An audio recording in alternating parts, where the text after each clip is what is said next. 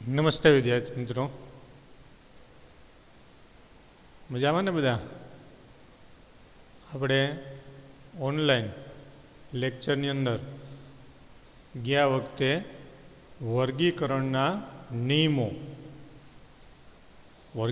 નિયમો એના વિશે આપણે જોયું હતું. હવે આપણે જોયું કે વર્ગીકરણના નિયમો પ્રમાણે દરેક સજીવોનું નામકરણ અને એનું વર્ગીકરણ છે કરવામાં આવે છે. આપણે એની જે નામકરણની જે પ્રક્રિયા છે એ આપણે જોઈતી કે જુદા જુદા જે સજીવો છે એનું બે શબ્દો દ્વારા નામ આપવા માટેના એના નિયમો કયા કયા, એની જે નિયમોના આધારે વર્ગીકરણ કરવા માટેની પ્રક્રિયા આપણે જોઈતી. અને આપણે જોયું કે એ પ્રમાણે લક્ષણોના આધારે એની ઓળખ વિધિ અને વર્ગીકરણ અને નામકરણ કરી અને જુદા જુદા સજીવોને આપણે અલગ અલગ રીતે વર્ગીકરણ કરીએ છીએ. આવી જે વર્ગીકરણની જે પ્રક્રિયા છે એ આમ જોઈએ તો ખૂબ જૂની પ્રક્રિયા છે અને બધા લોકો આ પ્રકારની પ્રક્રિયાને જાણતા હોય એવા પ્રકારની પ્રક્રિયા છે. કારણ કે આવું જે વર્ગીકરણ છે એ આપણા માટે કોઈ નવી બાબત નથી. વર્ગીકરણ છે એ આપણા માટે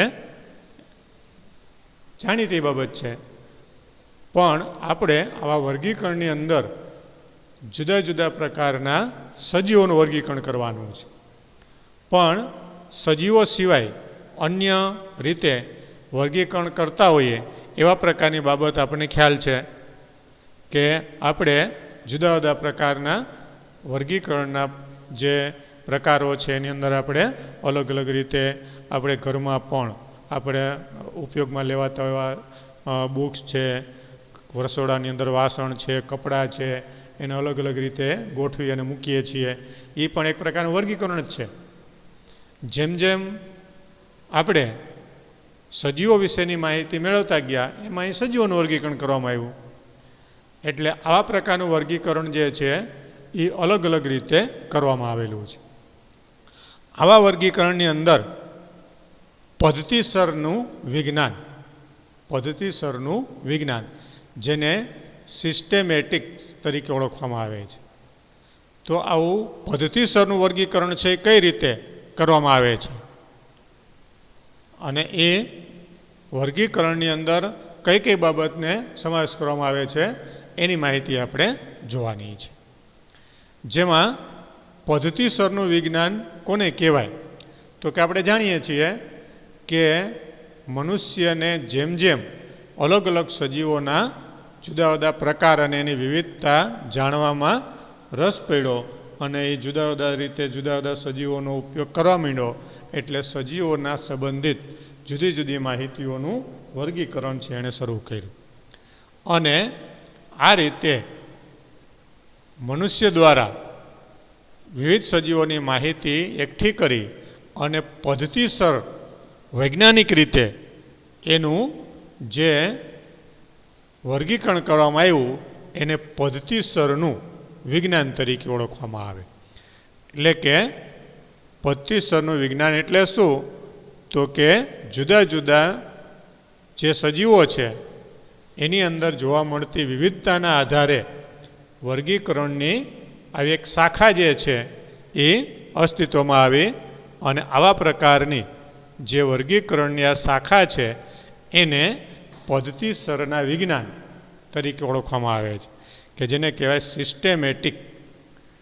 આ સિસ્ટેમેટિક જે શબ્દ છે એ આમ જોઈએ તો લેટિન ભાષાનો શબ્દ છે. આપણા મોટાભાગના જે વિજ્ઞાનના શબ્દો જે હોય એ મોટાભાગના શબ્દો ખાસ કરીને વર્ગીકરણની અંદર તો લેટિન ભાષાના હોય. અને આ જે શબ્દ જે છે એ સિસ્ટેમા શબ્દ ઉપરથી ઉતરી આવ્યો છે. સિસ્ટેમા શબ્દનો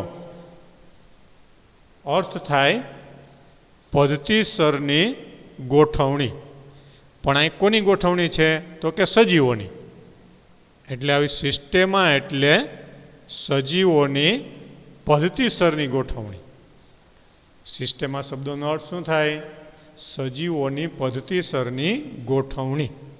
આમ તો ગમે એ પ્રકારની આપણે ગોઠવણી કરીએ એને સિસ્ટેમા જ કહેવાય, પણ અહીંયા સજીવોની પદ્ધતિસરની ગોઠવણી એટલે સિસ્ટેમા.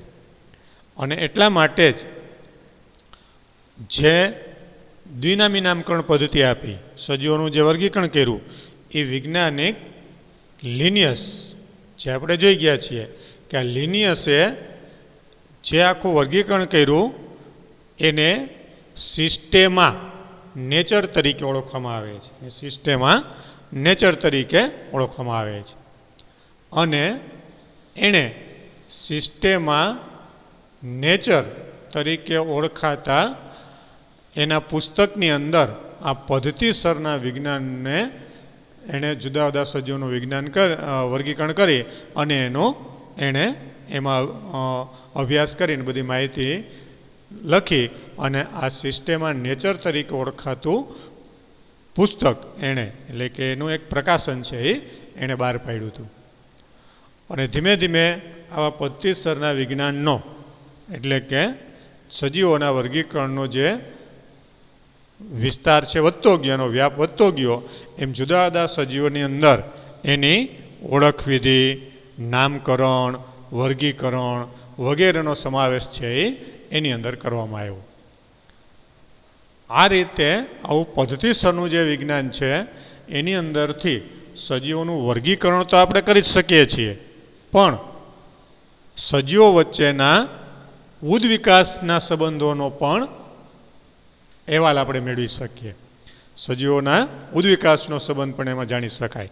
એટલે આપણે જાણીએ છીએ કે વિવિધ પ્રકારના જે સજીવો છે એના ઉદ્વિકાસની જે પ્રક્રિયા છે એ કઈ રીતે થઈ, જુદા જુદા સજીવો છે કઈ રીતે ઉદ્વિકાસ પામ્યા, અમીબા જેવા સજીવોથી શરૂ કરી અને ઉચ્ચ કક્ષાના બધા સજીવો જે છે એ કઈ રીતે વિકાસ પામ્યા અને એનો વિકાસ કઈ રીતે થયો. ને અમીબાથી વિનોબા, અમીબા છે એક કોષી પ્રાણી છે અને વિનોબા છે એ બહુકોષી પ્રાણી છે. તો આવા સરળ સ્વરૂપના પ્રાણીથી શરૂ કરી અને જટિલ સ્વરૂપના પ્રાણીઓનો ઉદ્વિકાસનો સંબંધ છે એ પણ આ વર્ગીકરણની અંદરથી આપણે મેળવી શકીએ છીએ. એટલે આ રીતે આ પદ્ધતિસરનું વિજ્ઞાન, સિસ્ટેમેટિક એવા વિજ્ઞાનનો જે સૌ પ્રથમ વિકાસ જે છે એ વર્ગીકરણની અંદર લિનિયસ નામના વૈજ્ઞાનિકે કર્યો હતો. હવે આવું વર્ગીકરણ કરી અને કયા પ્રકારની એણે સિસ્ટમ છે વિકસાવી, કઈ રીતે એણે વર્ગીકરણ કર્યું, કઈ રીતે જુદા જુદા પ્રકારના સજીવોના એણે વિભાગ પાડ્યા, એને કયા નામ આપ્યા અને એની આખી પદ્ધતિ જે છે એ કઈ રીતે વિકસાવી, જેને આપણે વર્ગીકૃત કક્ષાઓ તરીકે ઓળખી શકીએ. વર્ગીકૃત કક્ષાઓ, ટેક્સોનોમિક કેટેગરીઝ, વર્ગીકૃત કક્ષાઓ. અલગ અલગ સજીવોનું વર્ગીકરણ કરી અને અલગ અલગ કક્ષાઓ પ્રમાણે આવા સજીવોને એને જુદા જુદા વિભાગ છે એ પાડ્યા. અને આવા પ્રકારની જે વર્ગીકરણની પ્રક્રિયા એણે કરી એની અંદર વર્ગીકૃત કક્ષાઓ અને આવી વર્ગીકૃત કક્ષાની અંદર જુદા જુદા વર્ગક, જે આપણે આગળ પણ જોઈ ગયા, એ વર્ગક તરીકે ઓળખાતા શબ્દો જે છે એણે રજૂ કર્યા અને એણે આવા વર્ગક તરીકે જુદા જુદા વર્ગક અને અલગ અલગ કક્ષાઓની અંદર મૂક્યા. તો વર્ગીકૃત કક્ષાઓ એટલે શું અને આવી કક્ષાઓ કઈ કઈ, જે આપણે કહીએ છીએ ને દરેક જે સજીવો છે એમાં જાતિ ને પ્રજાતિ ને કુળ ને ગોત્ર એ બધા જે છે એ કક્ષાઓ કહેવાય. એને કક્ષાઓ અથવા તો આવા પ્રકારની એને વર્ગક તરીકે ઓળખવામાં આવે. અને આવા પ્રકારની જે કક્ષાઓ છે એ નીચલી શ્રેણીથી શરૂ કરી અને ઉચ્ચ શ્રેણી સુધી એને આપણે લઈ શકીએ. તો વર્ગીકૃત કક્ષાઓ અથવા તો શ્રેણીઓ એટલે શું? વર્ગીકૃત કક્ષાઓ અને શ્રેણીઓ. કક્ષા એટલે કોઈ એક એકમ અને શ્રેણીઓ એટલે આપણે એને ક્રમિક રીતે એની ગોઠવણી કરીએ. તો અહીંયા આપણને એની સ્પષ્ટ રીતે વ્યાખ્યા આપેલી છે. વર્ગીકૃત કક્ષાઓ કોને કહેવાય? તો કે વર્ગીકરણ એ માત્ર એકાકી ચરણ પદ્ધતિ નથી. એટલે કે કોઈ સજીવને એક જ સમૂહમાં મૂકી દીધા પછી એ જ જગ્યાએ એનો ઉલ્લેખ કરવામાં આવે, બીજા સજીવોને આપણે બીજા ચરણની અંદર મૂકી દીધા કે બીજા કોઈ એવા સમૂહની અંદર કે એના વિભાગની અંદર મૂકી દીધા, એવું નથી. પણ એ એક પ્રકારની ક્રમશઃ શ્રેણીબદ્ધ ચરણ દર્શાવતી પદ્ધતિ છે. એક પછી એક ચરણ એટલે કે એક પછી એક પગથિયા સ્વરૂપે આપણે એને લઈ શકીએ. અને જેમાં દરેક ચરણ હરોળ કે કક્ષા પ્રસ્તુત કરે છે. અને જો કક્ષા બધી દ્રષ્ટિએ વર્ગીકૃત વ્યવસ્થાનો એક ભાગ હોય તો તેને વર્ગીકૃત કક્ષા કહેવાય. કે જે આવી કક્ષા જે છે એ આવો કોઈ વર્ગીકૃત જે આપણે જેનું વર્ગીકરણ કર્યું હોય એનો એક ભાગ છે, વર્ગીકૃત વ્યવસ્થાનો એક ભાગ કહેવાય. અને આવા પ્રકારની જે વર્ગીકૃત વ્યવસ્થાનો આવો એક ભાગ છે એને શું કહેવાય? વર્ગીકૃત કક્ષાઓ. અને આ બધી જે કક્ષાઓ છે એ ભેગી મળી અને વર્ગીકૃત શ્રેણીની રચના બનાવે. વર્ગીકૃત શ્રેણી કે જેને ટેક્સોનોમિક શ્રેણી તરીકે આપણે ઓળખી શકીએ. વર્ગીકૃત શ્રેણી. હવે આવી જે વર્ગીકૃત શ્રેણીઓ છે એની અંદર એનો કોઈ પણ શ્રેણી છે તો એ વર્ગીકરણનો એક એકમ કહેવાય. એટલે દરેક જે કક્ષા જે છે એને વર્ગીકરણના એક એકમ તરીકે આપણે લઈ શકીએ. અને આવા પ્રકારના દરેક જે એકમ છે એને આપણે હરોળમાં એટલે ક્રમિક રીતે એક એકમ, બીજો એકમ, ત્રીજો એકમ એ રીતે આપણે મૂકીએ તો દરેક આવો એકમ છે એ એક આવી હરોળ એટલે કે એક રેન્ક અથવા એક શ્રેણી દર્શાવે છે, નિર્દેશિત કરે છે એટલે કે દર્શાવે છે, જેને આપણે વર્ગક તરીકે લઈ શકીએ. એટલે કે જેને ટેક્સોન કહેવાય. એને વર્ગક એટલે કે ટેક્સોન તરીકે ઓળખવામાં આવે. આમ આ પ્રકારની જે આવી વર્ગીકૃત કક્ષાઓ અને એને જો આપણે ક્રમબદ્ધ શ્રેણી સ્વરૂપે જો લઈએ તો એની અંદર અલગ અલગ સજીવોને આપણે સરળતાથી અભ્યાસ કરી શકીએ. અને એની અંદરના ચોક્કસ લક્ષણોને પણ આપણે જાણી શકીએ. કોઈ પણ આપણે આવી કક્ષા અથવા તો ક્રમબદ્ધ શ્રેણીઓ છે એ આપણે લઈએ તો એને આપણે ચોક્કસ રીતે જાણી શકીએ. અહીંયા આપણને એના માટેનું એક ઉદાહરણ આપેલું છે. જેમ કે કીટકો એટલે કે જેને આપણે મધમાખી, પતંગિયા, ફૂદા, સામાન્ય ઘરમાખી આ બધાને કીટક કહેવાય. વંદો છે તો એ સંધિપાદ સમુદાયના કીટક વર્ગના પ્રાણી કહેવાય. એટલે એનો સમુદાય જે છે એ સંધિપાદ છે, વર્ગ છે એ કીટક છે. તો એનું મુખ્ય લક્ષણ શું? તો કે આ કીટક જે છે એ બધા 3 જોડ સાંધાવાળા ઉપાંગો દર્શાવે. 3 જોડ સાંધાવાળા ઉપાંગો એની અંદર જોવા મળે. 3 જોડ સાંધાવાળા આવા જે ઉપાંગો જે છે એ દર્શાવતા હોય એવા જે બધા સજીવો છે એને કીટક કહેવાય.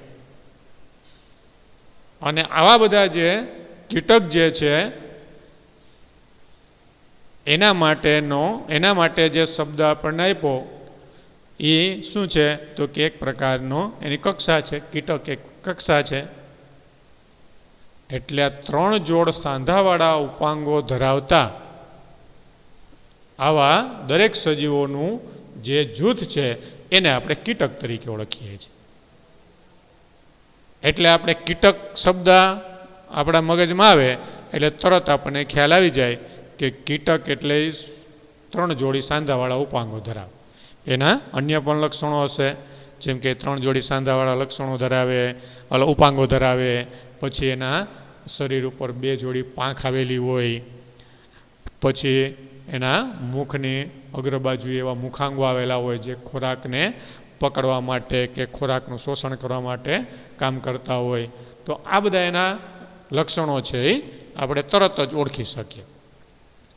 એટલે આ રીતે આવા પ્રકારના વર્ગીકરણ કરી અને જે સજીવોને અલગ અલગ વર્ગની અંદર મૂકવામાં આવે તો એની અંદર આવા બધા સજીવો જે છે એને અલગ અલગ કક્ષાઓ એટલે કે ટેક્સોનની અંદર કે વર્ગકની અંદર આપણે એને મૂકી શકીએ. એટલે આ રીતે બીજા જેમ આપણે કીટકનું ઉદાહરણ જોયું એમ આપણે બીજા પણ લઈ શકીએ, જેમ કે પ્રજીવ સમુદાય છે. પછી આપણે ઉચ્ચ કક્ષાના પ્રાણીઓ લઈએ તો એમાં જે મત્સ્ય છે, પછી ઉભયજીવી છે, સરીસૃપ છે, વિહગ છે, એ બધી શું કહેવાય તો કે એ બધા પ્રકારની આવા કક્ષાઓ કહેવાય, એક વર્ગક કહેવાય. અને એ રીતે એનું વર્ગીકરણ છે કરવામાં આવે, એના ચોક્કસ એ પ્રકારના લક્ષણો હોય. આ રીતે આ દરેક જે કક્ષા જે આપણે લઈએ તો એ ક્રમિક રીતે આવી બધી કક્ષાઓ છે એ હરોળની અંદર આપણે એને ગોઠવી શકીએ. એટલે આ રીતે દરેક કક્ષાઓ જે છે એ ક્રમિક રીતે હરોળની અંદર ગોઠવી અને આપણે એનું વર્ગીકરણ જે છે એ કરી શકીએ.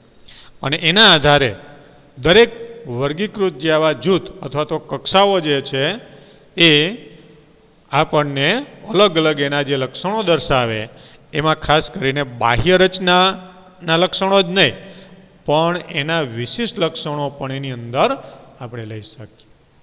એના વિશિષ્ટ લક્ષણોને પણ આપણે એની અંદર ધ્યાનમાં રાખીશું. આ રીતે જો આવું સજીવોનું વર્ગીકરણ કરી અને જે એની કક્ષાઓ વિવિધ રીતે મૂકવામાં આવે છે એ પ્રકારની બધી કક્ષાઓ છે, એમાં સૌથી મોટામાં મોટી જે કક્ષા જે છે એને આપણે સૃષ્ટિ કહીએ છીએ, કે જેની અંદર બધા જ સજીવો આવી જાય. પછી એના પછી સમુદાય અથવા તો વિભાગ આવે. સામાન્ય રીતે વનસ્પતિઓ જે હોય એના માટે આ વિભાગ શબ્દનો ઉપયોગ છે કરવામાં આવે છે, જ્યારે પ્રાણીઓ માટે સમુદાય શબ્દનો ઉપયોગ કરવામાં આવે. એ જ રીતે વર્ગ, શ્રેણી, ગોત્ર, કુળ, પ્રજાતિ અને જાતિ. આ જાતિ છે એ સૌથી નાનામાં નાનો એકમ કહેવાય, એટલે કે નાનામાં નાની આ કક્ષા છે.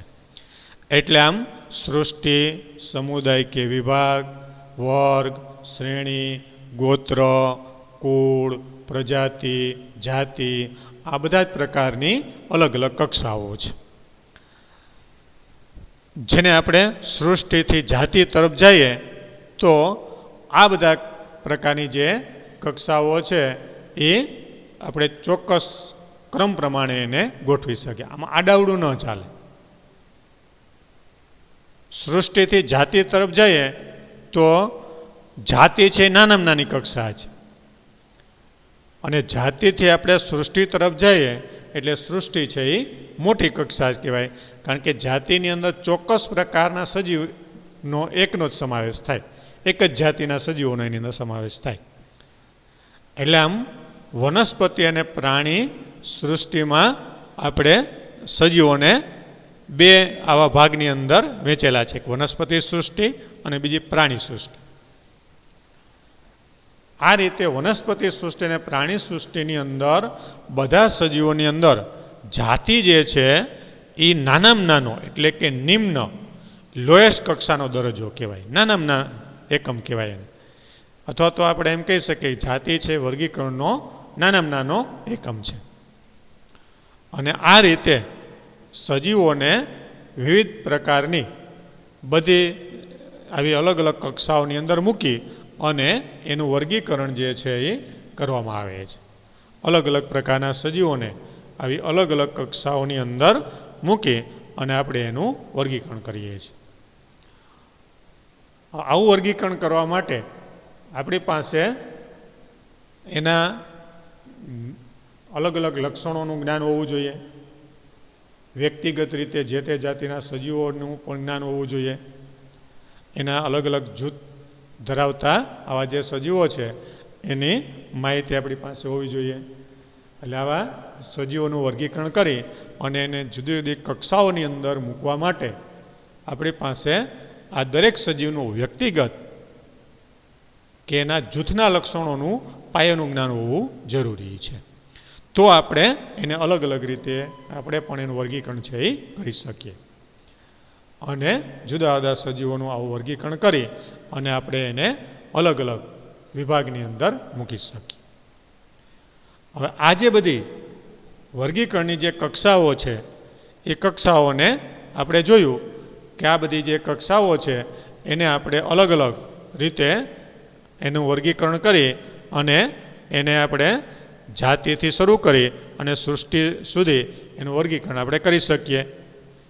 તો આ રીતે આવું જે આપણે વર્ગીકરણ કરીએ એમાં આ રીતે આવું જાતિ, પછી પ્રજાતિ, કુળ, ગોત્ર, વર્ગ, સમુદાય કે વિભાગ અને સૃષ્ટિ, આ બધી વર્ગીકરણની કક્ષાઓ છે.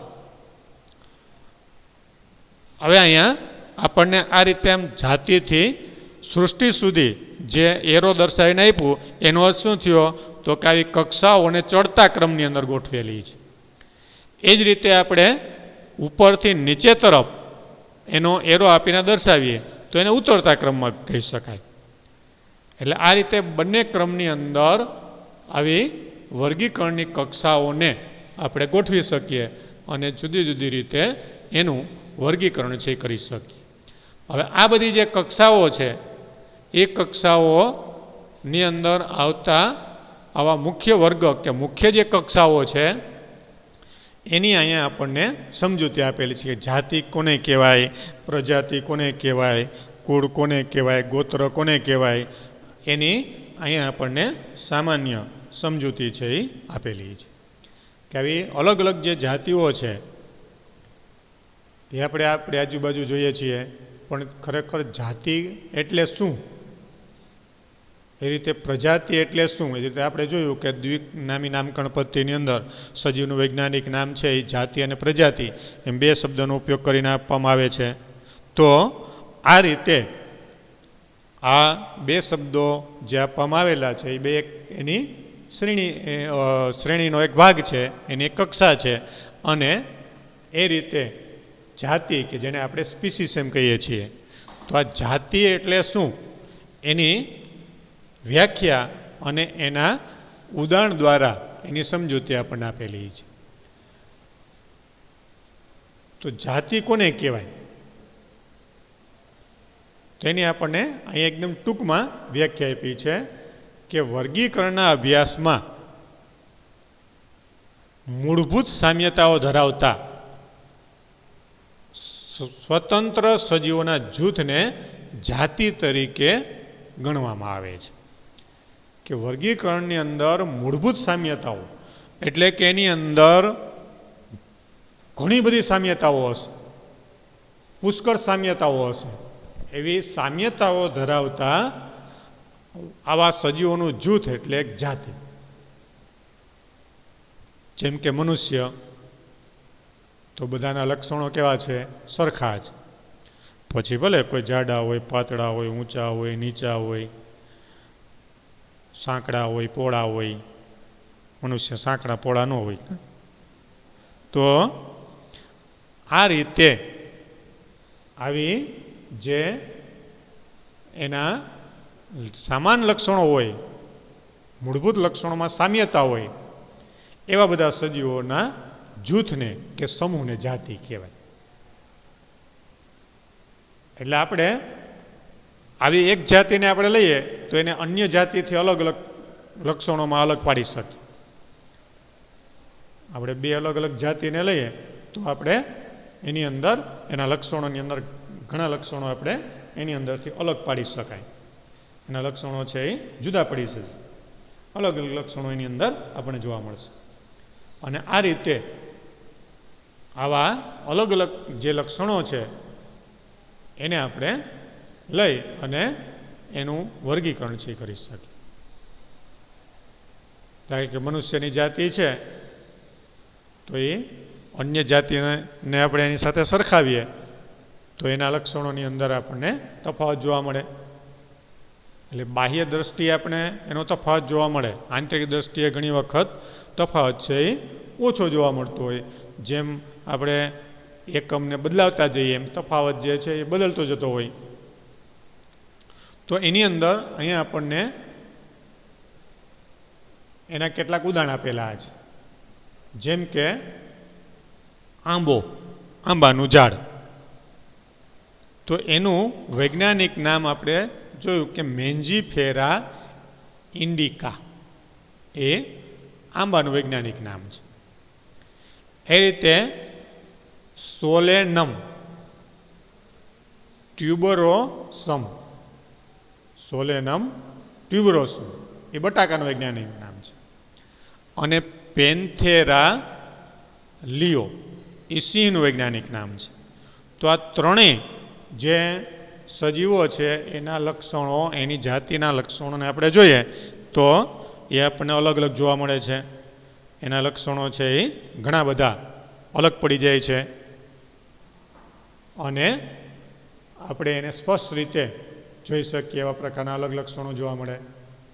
તો આ રીતે આ ત્રણેય સજીવોના નામની અંદર આપણે જોયું કે જેમાં મેન્જીફેરા ઇન્ડિકા, એટલે મેન્જીફેરા ઇન્ડિકા એ બે શબ્દો દ્વારા અપાયેલો શબ્દ છે.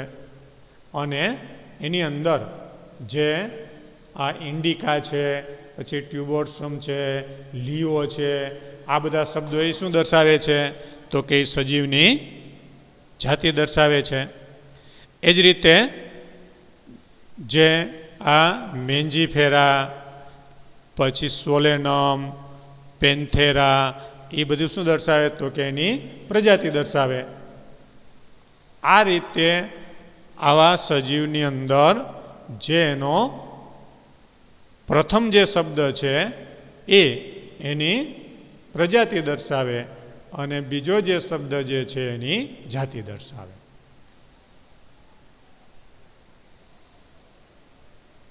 એટલે આ રીતે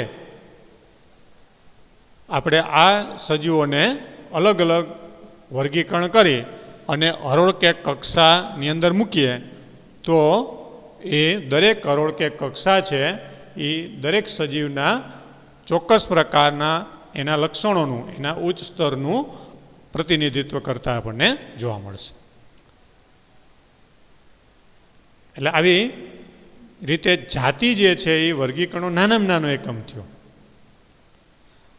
એના પછીનો બીજો એકમ જે પ્રજાતિ, તો આપણે એમ કહી શકીએ કે દરેક જે પ્રજાતિ જે છે એની અંદર એક કરતાં વધારે ચોક્કસ પ્રકારની જાતિઓનો સમાવેશ કરી શકાય. એક પ્રજાતિ હોય તો એની અંદર ઘણી બધી જાતિઓ આવે, કારણ કે જાતિ છે નાનામાં નાનો એકમ છે, એના પછીનો એકમ છે એ પ્રજાતિ છે. પણ એના કેટલાક બાહ્ય રચનાની દૃષ્ટિએ આવી જે જાતિઓ છે એની અંદર આપણને સમાનતા જોવા મળતી હોય. કેટલીક જે જાતિઓ છે એની અંદર અને પ્રજાતિઓની અંદર એની બાહ્ય રચનાની દૃષ્ટિએ આપણે સમાનતા જોવા મળતી હોય. દાખલા તરીકે આપણે જોયું કે સિંહનું વૈજ્ઞાનિક નામ પેન્થેરા લિયો છે. એટલે આ પેન્થેરા છે એક જાતિ છે. એ રીતે વાઘનું જે વૈજ્ઞાનિક નામ છે એ પેન્થેરા ટાઇગ્રીસ છે. પેન્થેરા ટાઇગ્રીસ, એટલે ટાઇગ્રીસ અને પેન્થેરા આ બંને જે શબ્દ છે એ શું દર્શાવે છે તો કે એની જાતિ છે. પેન્થેરા એ સિંહની જાતિ છે અને ટાઇગ્રીસ છે એ વાઘની જાતિ છે. હવે એની અંદર કેટલાક લક્ષણો જે છે એ આપણે સમાન જોવા મળે. એ રીતે સોલેનમ જે પ્રજાતિ છે એની અંદર નાઇગ્રમ અને મેલેન્જેના જેવી બીજી જાતિઓ પણ આવે. એની આવી અલગ અલગ અન્ય જાતિઓ પણ એની અંદર આ પ્રજાતિની અંદર આવશે. એ રીતે મનુષ્યનું વૈજ્ઞાનિક નામ છે એ હોમોસેપિયન્સ છે. તો આ જે સેપિયન્સ જે શબ્દ છે એ એની જાતિ દર્શાવે અને હોમો જે શબ્દ જે છે એ એની પ્રજાતિ દર્શાવશે. એટલે આ રીતે હોમોસેપિયન્સ એ મનુષ્યનું વૈજ્ઞાનિક નામ છે, આપણું વૈજ્ઞાનિક નામ છે. એટલે આ રીતે આવું હોમોસેપિયન્સ, એની અંદર હોમો અને સેપિયન્સ આવું દ્વિનામી નામકરણ પદ્ધતિ પ્રમાણે બે શબ્દોનો ઉલ્લેખ છે કરેલો છે. એટલે આ રીતે આવી જાતિ છે એ વર્ગીકરણનો નાનામાં નાનો એકમ છે અને એની અંદર એવા પ્રકારના સજીવોનો સમાવેશ થાય કે જેની અંદર ઘણી બધી સામ્યતા દર્શાવતા હોય એવા સજીવોને એની અંદર લેવામાં આવે છે. તો આ રીતે આ જાતિ એક પ્રકારનો વર્ગ, એક કક્ષા થઈ જેને વર્ગીકરણની અંદર સૌથી નીચલી શ્રેણી એટલે કે નિમ્ન શ્રેણીની અંદર મૂકવામાં આવેલ છે. નાનામાં નાનો એનો એકમ છે. એ રીતે ત્યાર પછી પ્રજાતિ, કુળ, ગોત્ર, વિભાગ, સમુદાય, સૃષ્ટિ આ બધા પ્રકારના લક્ષણો જે છે એની અંદર આપણે લઈ શકીએ અને આ બધા પ્રકારના લક્ષણોને આધારે સજીવોનું આપણે જે વર્ગીકરણ કરી શકીએ. તો એની અંદર ત્યાર પછીના જે વર્ગક અથવા તો જે શ્રેણીઓ છે એ વર્ગક અથવા તો શ્રેણીઓને હવે આપણે ત્યાર પછીના નેક્સ્ટ લેક્ચરની અંદર એનો અભ્યાસ છે આપણે કરશું.